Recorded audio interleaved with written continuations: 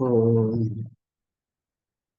ॐ सदाशिवसमारम्भः शङ्कराचार्यमध्यमम् अस्मदाचार्यपर्यन्तं वन्दे गुरुपरं गुरुब्रह्मा गुरुविष्णु गुरुदेवो महेश्वरः गुरुसाक्षात् परं ब्रह्म तस्मै श्रीगुरवे नमः। ॐ सहना भवतु सहनौ भुनक्तु सह वीर्यं करवावहै तेजस्विनावधीतमस्तु मा विद्विषावहै। ॐ शान्ति शान्ति शान्तिः।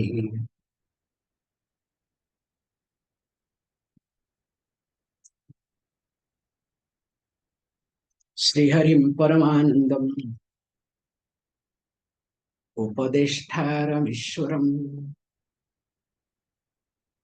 व्यापकं सर्वलोकानां कारणं तं नमाम्यहम्।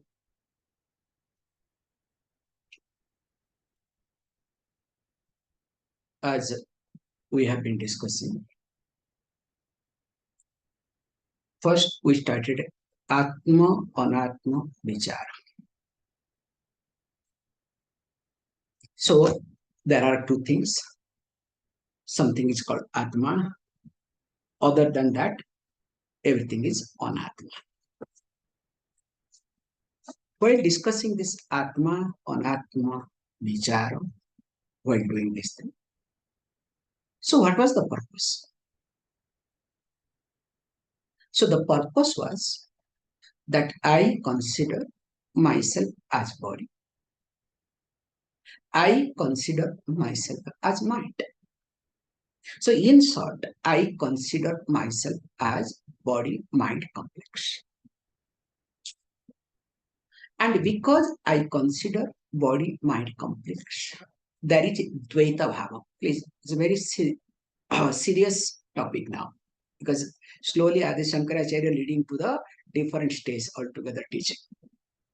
Because Atma Anatma is very easy, even though it looks very, difficult for beginners, but it is actually very easy. Next stage is very complicated. Now we are coming. Here he says that I look at myself as body, or in short, you can say there is Atma, there is Anatma. So wherever there are two things called Dvaita, duality, so that means there is a division, there is a limitation. So Atma, let us say, Atma will limit Anatma. Anatma will limit Atma. So there will be constant fight. Common logic, okay? In fact, that is how the scientists, they say that a time will come, all the living beings will be shallowed by Anatma matter. But we will say other way around, okay? So we will be saying what? Hey, no, Anatma is not going to shallow Atma. In fact, Atma is going to shallow Anatma. In fact, there is nothing called Anatma. That's another stage we'll be seeing. Very different, okay? That's why I never ever say, oh, scripture is scientific. Please. Yes, science has no meaning, no value.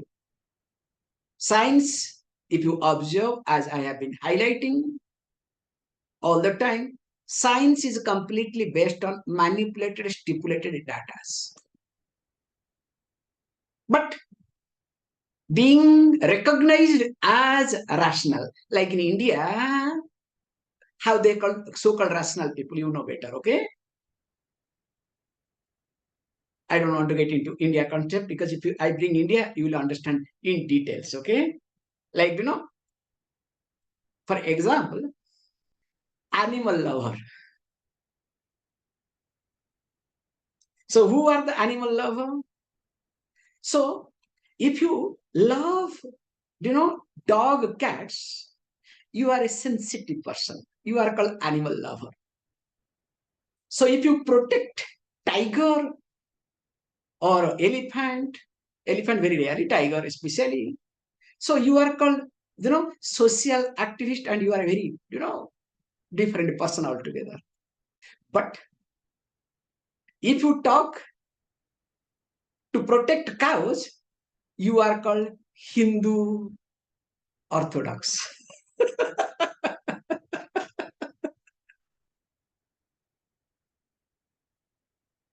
We have plenty of discussions in India.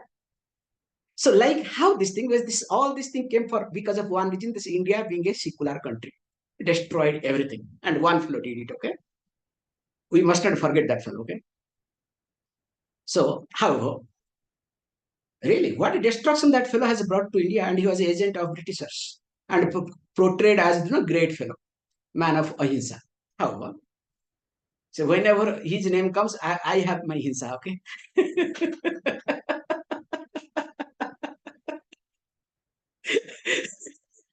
Coming back.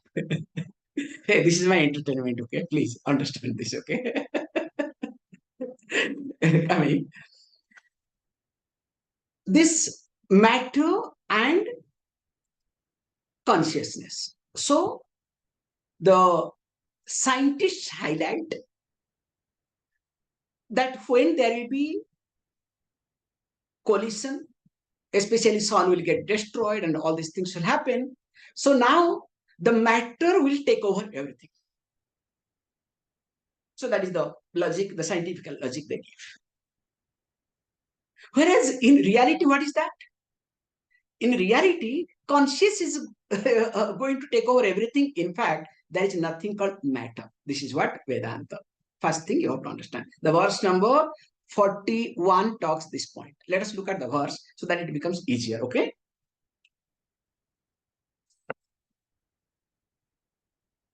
Ityātmandehabhāgena prapañcasyaiva satyatā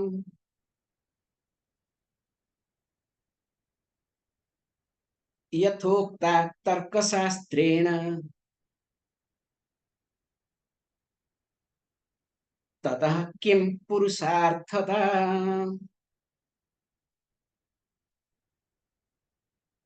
He says beautifully, look. Now, thus we have seen, we have been watching the difference between deha and atma. So, how atma is different, anatma is different. Now, the point is, so in the process, what we are doing now, we are establishing that prapañca, this universe, is satyam. Is it truth? Is it so? Because when we bring, let us say, now when I say this remote or these two are different, two different things exist. So when I say two different things exist, that means what? Both are reality or not? Both are truth or not? Is it clear? The simple logic, okay? So now when I say there is Atma, there is Anatma. So who is Anatma or who are Anatma? So the whole prapañca, including my body-mind complex, everything is Anatma. So if everything is Anatma, now Anatma is Satyam or not? Can you see? Logic. Common logic, okay? When there are two things exist, both has to be reality. Now, he says, if this happens, very nice way he puts it. Okay, if you say so, that the prapañca, this universe, is true, then what happens? Then tarkaśāstreṇa tataḥ kim puruṣārthatā. Says, look, this is what is being taught logically in logic, all the tarkashastra people. Then if this is the case, tataḥ, then what happens? Kim puruṣārthatā siddhyati. So then how we will be arrived at the purpose of life or that moksha, liberation that I am looking for in my life? Will it be possible to arrive at? Why? Please understand. If I accept, this is the logic goes. This is called Vedāntic logic. If I accept that there are two things exist and both are reality, then what happens? I give due importance to both. And once I give due importance to both, there is division and there will be always fear because of limitation. We say, dvaite bhayam asti. Wherever there is a dvaitam, wherever there is duality, there has to be fear. Because one has to limit others. So how does? Mainly in the form of desham and kala. So in the field of space and time, this limitation comes. And as you know, wherever there is limitation with reference to desham, there is insecurity or not. That's why whole universe fights not for anything because of piece of space, whether it is land space or your inner space. If you observe all the fight that you have, personal fight in your house nowadays, so nowadays nobody fights for this external space. So everybody fights for inner space. My wife did not give me my inner space, did not respect me, did not treat me properly. My husband did not respect me, did not take care of me. So that means that the fight is in the terms of inner space. Please, it's a very crucial point to understand. So the limitation that comes through space makes me insecure. Number one. Second one, the limitation that comes because of what? Because of time. That generates fear in me. So that we call as instinctive fear. Fear of death, fear of loss. It's like, for example's sake, I'm trying to tell you. So you do not know, in Indian context, you do not know that already you are 60-year-old. You never calculated. Suddenly you discover you are 60 years. Oh, my job is going to get over. I am going to retire. You understand? The moment you are aware of your age, then, retirement age has come. Nowadays, I think 62 they have increased, if I'm right.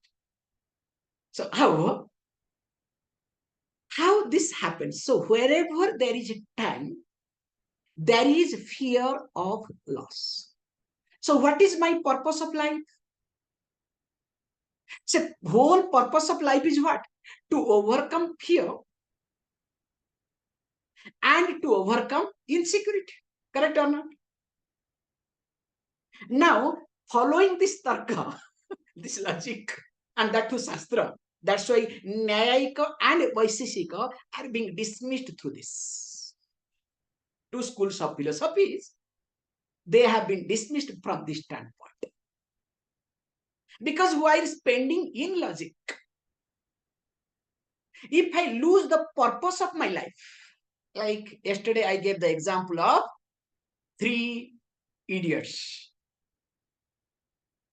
So who are 3 idiots? One is a musician, second one astrologer, third one logician. Okay. So the purpose was lost. That's why I call idiot. Okay, not the sake of idiots. Okay, don't misunderstand me. So also by following logic, by following a school of philosophy, if my purpose is being lost, only I get some type of, satisfaction, consolation, not satisfaction, consolation. I am consoled. Now, is it healthy?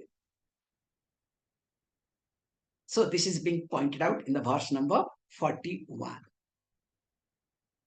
Very seriously. Okay. So why he points out this way? Let us continue 42 so that it becomes easier to understand. Ityātmandehabhedena dehātmantvaṃ nivāritam idānīṃ dehabhedasya hyasattvaṃ sphuṭamucyate. Says, look, iti, thus as we have been discussing, ātmandehabhedena. So this explanation of this difference between Atma and the body. Now, dehātmantvaṃ, the view that the body is Atma, nivāritam, idānīṃ. Now, how? Let us look at the concept. We have to understand, or else this verse is not useful at all.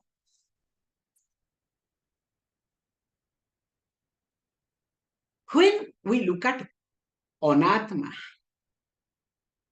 including prapañca, the whole universe, so we say that it is mithya. So when you use the word mithya, so some people translate as non-existence. So here there is a problem. But when we say very carefully, we say that the prapañca is not real. Let us understand very carefully. Prapañca, the universe, or this body-mind complex is not real. It is unreal. So unreal means what? Common thinking comes to a conclusion that it is non-existence. So that which is not real, it doesn't exist. Do you understand the concept? But this is wrong. Vedanta says it is unreal because we talk about factual existence. So there are two types of existence we need to look at. I hope I am not, hitting your head differently, okay? Two types of existence. So one is called factual existence. Other one is called experiential existence. So Vedanta never dismisses experiential existence. Is it clear? But it dismisses factual existence. How? We'll give an example which is very popular to you, very close and nearer, dearer to you. Every day you use mirror or not? You use mirror. Now, the pratibimba, the image that you see on the mirror, so is it real? Come on. It is not real. Hey, you are doing your hand completely reflecting, okay? Including black spot, pimples, okay? And if you are not sleeping properly, layers of black so that you cover it with paintings. Then how can you say that it is not real? Just to see, because this is your example I am giving you back, okay? So that means the reflection that is appearing on the mirror, you don't accept that is real, but you experience. So that means what? This reflection that is available on mirror is available for experience. It is useful for everything, but it is not real. Clear? At least this much clarity is there or not now? So also the prapañca, the universe. So the universe is not real, but it is available, useful for all sort of experiences. Is it clear? If not, I'll give you another example. Because I have to break you people's head today a little bit, okay? Our popular example, which will be coming in the next two verses, very nicely. The reflection. Same mirror we take. Now, we keep the mirror, sunlight comes, falls, and now sunlight is reflected. Now that through the sunlight, now what happened? The house is being lit. Now, the light that is reflected, is it sunlight? Is it sunlight? Definitely not. Is it mirror light? It is neither sunlight, it is nor mirror light, even though we call moonlight, okay? That is another wrong perception, okay? So moon doesn't have light. Moon just reflects. However, let us not get into too much. Neither it is sunlight, nor it is moonlight. But that light, is it useful or not? It has experiential existence. Can you see this point very carefully? So also the whole universe has its experiential existence. We don't have to look at them that, oh, it does not exist, it's non-existent. No, like, all this Buddhism, that is how Buddhism going the other way around. So we accept. That's why what they teach and what they live, there is a dichotomy, like starting with ahimsa. So they are embodiment of ahimsa, but they can eat meat. So Buddhist monk can eat meat, no problem, okay? Absolutely no problem. How is it possible? No, because Buddha, they will say, because Buddha ate. And they will go one step ahead. If we will not kill any animal to eat, if somebody kills and gives us, we don't mind, because it is, bhiksha. So what a, perverted logic. However, let us not target anybody. This is just, information sake, okay? Now, when this is being said, whole teaching here highlights that, look, we talk about experiential existence. And experiential existence has got a value as long as it is useful.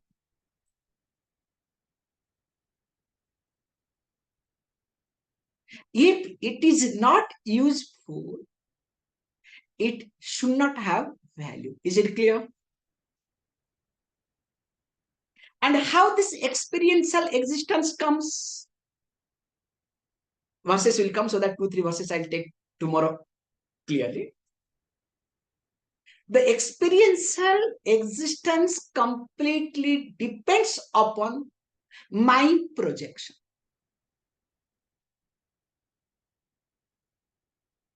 I'll give you an example, which the verse itself will talk, so that I am establishing the concept so that it becomes easier just to read the verse, nothing else.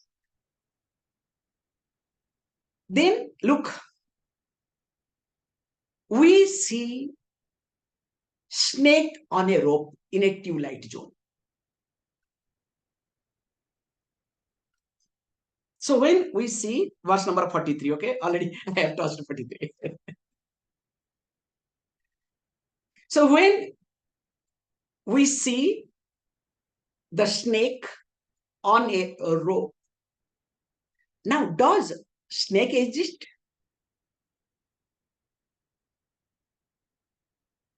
But the length of snake is so big.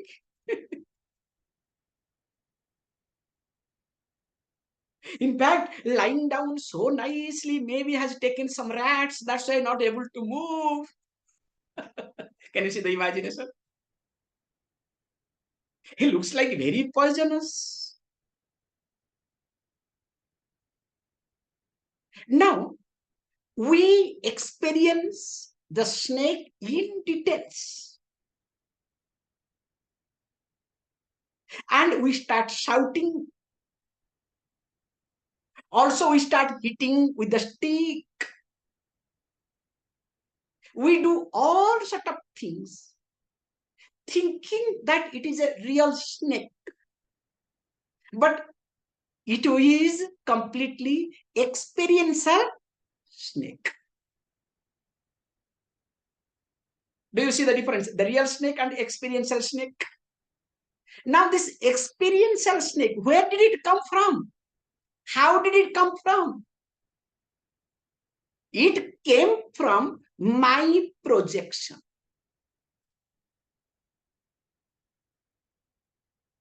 And if we look at the whole universe that I experience, it is because of my projection of this life or previous lives. That's why the way I look at others, not because people are bad, because of my projection. So that means I give the experiential existence to anything and everything. And the more I give experiential existence to everything, then what happens? The more I have insecurity and fear. Okay, I understand. Then what is to be done? How to go about it? Okay, now the example is not nearby. I would have shown it. But don't worry. So we have method. This is the teaching, these two verses. So here we say, look, to understand or dismiss experiential existence, you don't have to destroy anything. You have to understand how. Just imagine.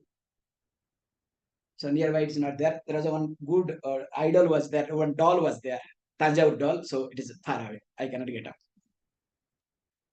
So these are the examples we bring it. Now just imagine, let us say a pot. Now, when you look at the pot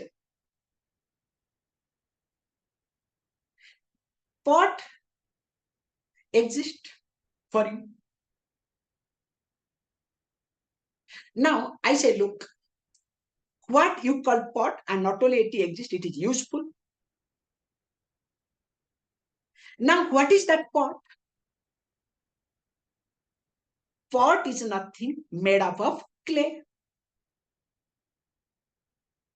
Now, when I say it is made up of clay, now I ask you, hey, look, you need to look at the substance called clay, not the pot. Now, in order to see the clay, is it necessary for you to break the pot, to destroy the pot? Come on, is it necessary? No, unless and until I break the pot, I destroy the pot, I'm not able to understand that it is made up of clay.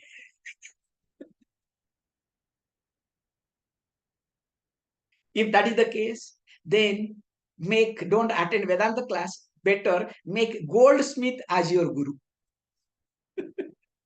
Go to a goldsmith and give some money and dakshina and do namaskaram properly and be with him or her, mainly him. Then that fellow will teach you through the experience. Why? Because when you take the jewelry and goes to a goldsmith to sell, what does he do? So does he break? Does he mold all the gold? So he has his way of testing. He will test and say, look, this much gold is there. So for him, ornament doesn't matter. So he will pay you gold money, not ornament money. Do you understand this concept or not? Later on, what you will do, don't ask, okay? So he can, rearrange and resell within a different way. So that means the goldsmith looks at ornament not as ornament, but looks at as gold, without destroying the shape and size of ornament. So if a goldsmith able to do, now as a Vedantin, without destroying anything, anybody, I must try to question the experiential existence. So the more I question the experiential existence, the more I am a mature person. More of it we will see. Om Purnamada Purnamidam Purnat Purnamudachyate Purnasya Purnamadhaya Purnameva Vashishyate.